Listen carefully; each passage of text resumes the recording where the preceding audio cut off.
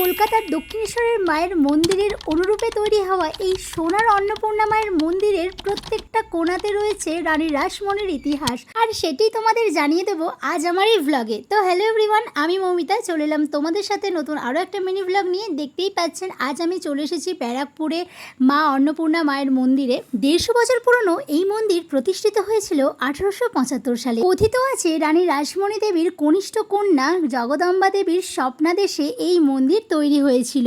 আর প্রচলিত মতে এটা জানা যায় যে শ্রী শ্রী রামকৃষ্ণ পরমহংসদেব নিজে উদ্বোধন করেন এই মন্দির। একেবারে দক্ষিণেশ্বরের মতনই কিন্তু এখানেও গর্ভগৃহে মা কালীর বদলে অন্নপূর্ণা মা বিরাজ করছেন। তো চলো তোমাদেরও একবার দেখিয়ে দিই অষ্টধাতুর তৈরি মা অন্নপূর্ণার রূপটি কেমন।